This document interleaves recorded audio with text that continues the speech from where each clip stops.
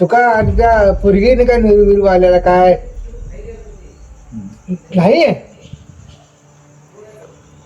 बर तू इथं तरी इकडे ये मग बघूया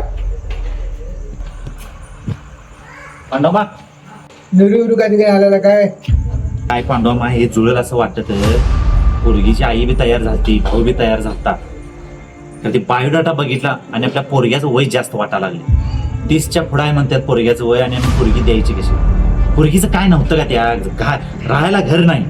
तुका हे काय बी करून ठरवा लागते बरं तुझ्या पाया पडतो पांडव नका डोकं फिरले पाया पडाला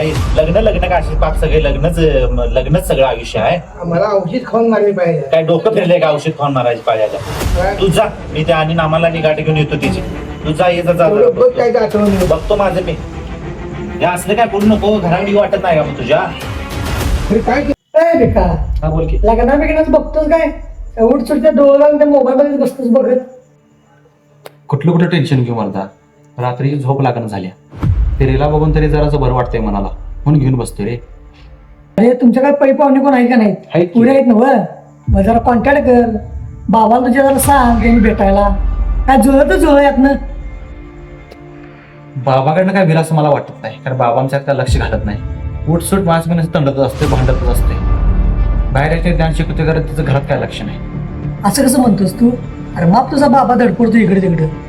अजून मी म्हणतोस बाबाने काय केलं नाही माझ्या घरचं तेवढा मलाच माहिती आहे बाबाच मला तोंड दिकायला बघू वाटत नाही काय सांगू तुला तू बसला ही शेतात जाऊन आलाय का नाही काय पेरणी बिरणी करायची का नाही बघितलंस 2 मिनिटं शांत बसायचं का बघ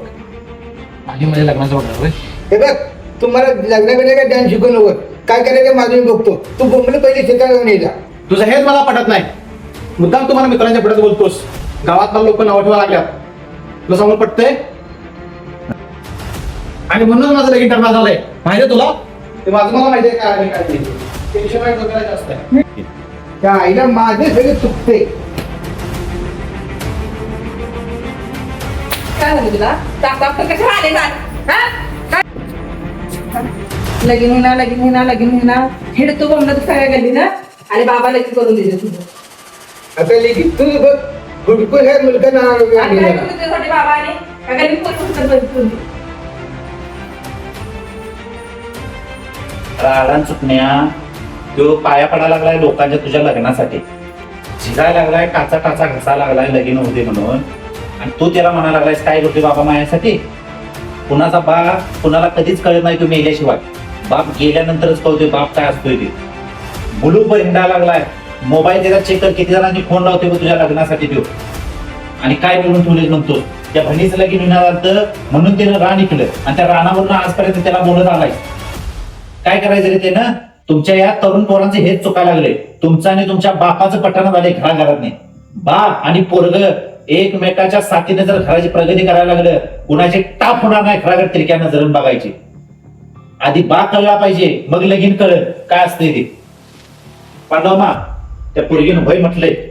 तिला तयार केली हे जर काय ते बघ आणि आवरा तिथे तांदूळ पडून द्या म्हणजे मी रिकामा घाललो चौकडला मला बोलला दुसऱ्या गालावर बोट उठते बाप कळायला स्वतः बाप व्हायला लागते तेव्हा बाप काय आहे हे आपल्याला कळते तुला लाज वाटायला पाहिजे होती बाबाला असा शब्द तू वापरलास आयुष्यात हे जर असं तू शब्द जर वापरत राहिलास तर तुझी पोर सुद्धा तुझला तेच बोट करून हितन पुढे बोलते आणि हेच जर तुला बघायचं असलं तर नांदा गेलेल्या पुरुषने विचार बाप म्हणजे काय असेल कारण ज्या वेळेला त्या पुरी बापाला सोडून जातात त्याच वेळेला बापाची किंमत कळते